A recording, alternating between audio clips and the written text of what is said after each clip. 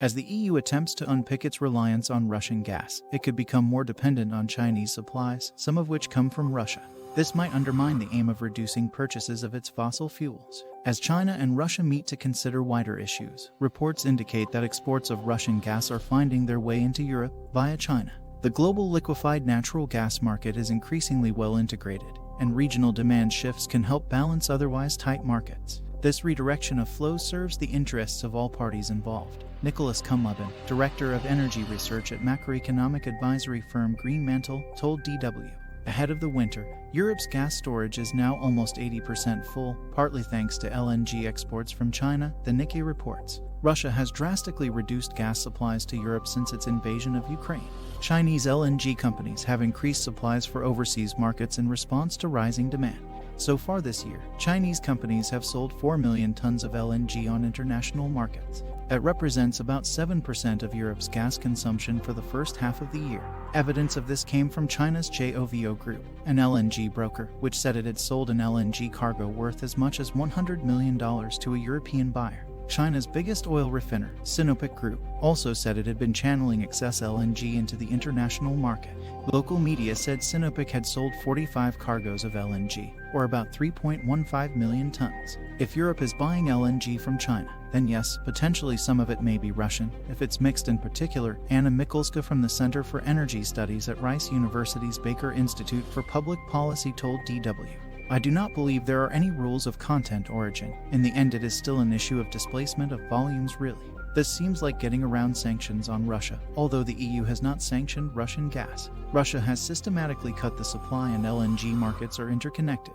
There is nothing the EU can do beyond not buying from China but then exposing themselves to potentially serious gas shortages in the winter, Mikulska added.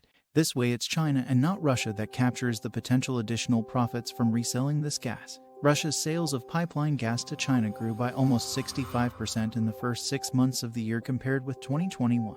Since the Russian invasion of Ukraine, China's spending on energy imports from Russia has jumped to $35 billion, from $20 billion a year earlier, Bloomberg reported.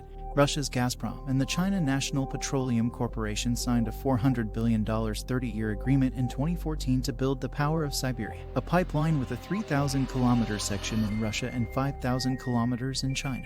The pipeline was launched in late 2019 and is expected to supply China with up to 38 billion cubic meters of gas a year once it reaches full capacity in 2025.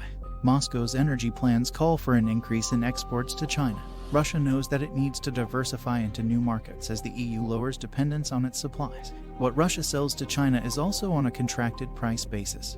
From my understanding, the deal that China and Russia made for Power of Siberia 1 was rather more advantageous toward China, also in terms of price, Mikulska reasoned. The Chinese would break Gazprom's export monopoly when reselling Russian LNG gas, Albrecht Rothascher, an EU diplomat and East Asia specialist, said. The Kremlin would have to be really desperate, or politically very weakened, to permit this, he told DW. Experts warn that Europe cannot expect Chinese suppliers to cover its energy shortages, given that the total amount of gas that China can export to Europe is limited, compared with other sources like Russia. Also, as economic activity revives in China, the situation will reverse, leaving Europe dependent on Beijing for its gas at higher prices. I am afraid that China is not really on the EU's radar yet for potential LNG deliveries, Rothascher said. There could be some surplus shipments from Yamal heading west to Europe, but they would be minor compared with what the EU needs to import from Norway, Algeria, Qatar, UAE, Turkmenistan, Azerbaijan, Oman, Israel, maybe Iran, and last but not least the US to make up for Russian shortfalls, which remain unpredictable at the moment.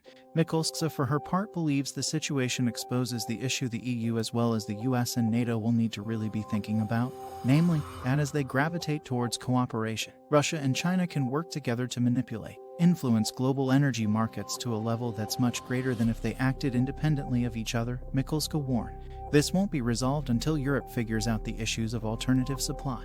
It won't be easy, and it won't happen this winter, she said. Mikulska adds it also will not be as easy for Russia to repeat year after year its high profits from rather low gas sales as European countries move away from Russian gas and as prices hopefully moderate. In addition, there is the possibility that Russia makes itself increasingly dependent on China for demand of energy. And while these countries cooperate now, it's a complicated relationship to say the least.